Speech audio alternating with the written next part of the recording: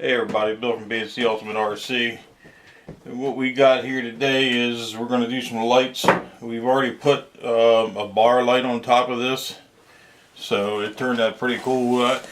I watched a lot of videos and people are saying, oh no, you can't put, these lights, these LEDs, this and that, because they're telling you to plug them into the ESC on this truck. And yeah, you can't, it's pretty, picky as far as what LEDs you use when you plug them into that. But like this light bar here, what we did is we mounted it, and we have taken it, and you can see here we have the wires. We just wired right into the battery, the wire side on the ESC to go to the battery, because that light bar draws a little bit of power. It wasn't enough power running it off the receiver box. So you can plug into the receiver box like you do on any other vehicle and run lights off of it if you just have like 2 LEDs or 4. That light bar needed more power, so we went directly to the battery, and then here it plugs into the light bar on top of the blazer, and there's a switch here to turn them off and on. I'm going to just use a switch because I want to use the third channel on the TTX 300 for another purpose. And what we're going to do is, what we're going to attempt to do is, we're going to take a micro servo and an old servo, which we're going to take apart. And we're going to take that apart, get the electronics out of the inside, unsolder the motor that's inside of that, and use it for a light controller to have the light, come on. And we're going to put a rotating searchlight. I'm going to build a rotating searchlight to go on top of this vehicle. I've looked all through YouTube. I've put it in 100 different ways. And as far as I can tell, nobody's done this. So we're hoping we're a first. If we're not, I apologize, but we're number one anyway, no matter what.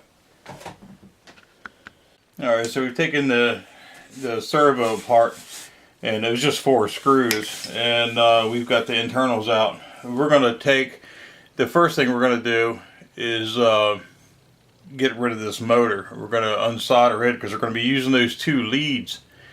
They're positive is in this case, yellow, negative brown, so that we can use this for our lights.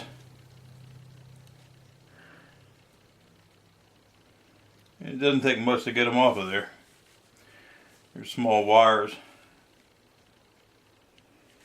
So there it is. We got the motor off, and now we can start building this thing. Okay, so what we've done now is we've hooked up a Y, servo Y. One side is connected to the internals from the servo. The other end is connected to the servo that is going up on top. Okay, so this micro servo, it fit perfectly in here in between these 2 bars. So all I gotta do is put a screw in each side, and that'll take care of that. So that's where that's going to mount at. We'll keep moving on here.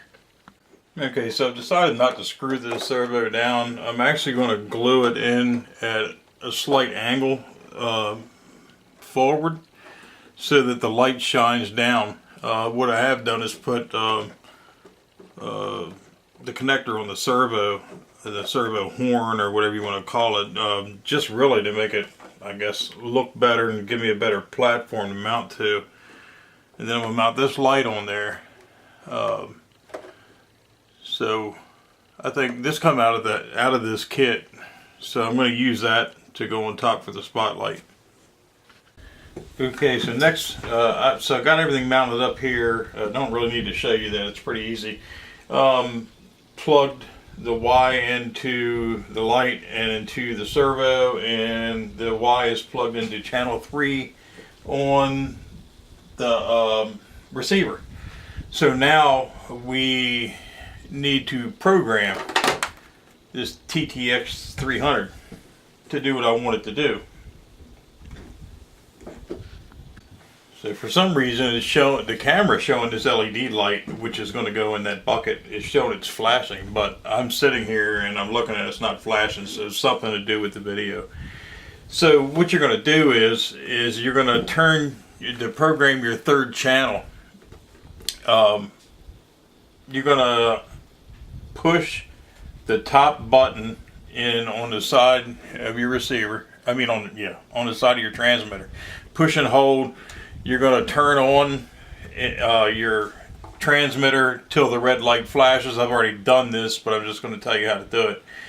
Okay, then so you're in program mode. Then you're going to hit the top button and you're going to spin the light to the direction that you want, and then you're going to, I want to do proportional so that it turns slowly instead of just snapping around. So then you're going to turn the wheel, your steering wheel, clockwise 4 times, and the light will flash on top. And that's telling you that that point's set. So then you're going to hit the bottom button. You're going to take it to the next side, to your end point. Same thing. You're going to turn your steering wheel 4 times to the right, and the light will flash. You're done programming at that point. I'll recenter it and then shut the transmitter off. Turn the transmitter back on, and then you get the proportional steering, which I'm going to show you. And I don't know if you can see it or not. Like I said, that light's flashing. I don't know why on the camera. So there's the light.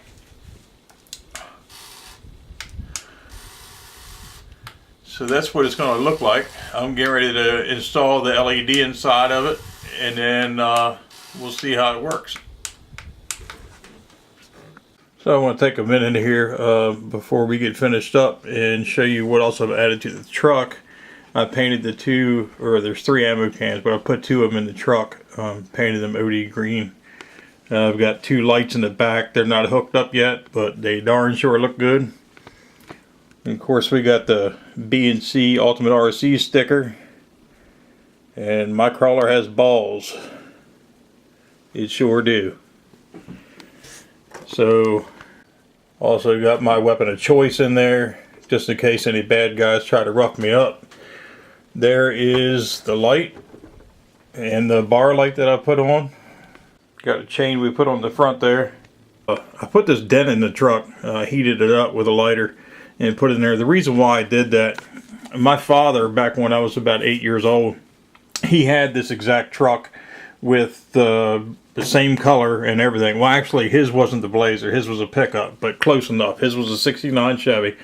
And he had dropped something, I think it was a tree branch or something, and it hit the truck. I put this dent in the truck so it would be just like his. Got some good memories. My father passed away when I was 17, so this is kind of a tribute to the old man. So it's coming out good.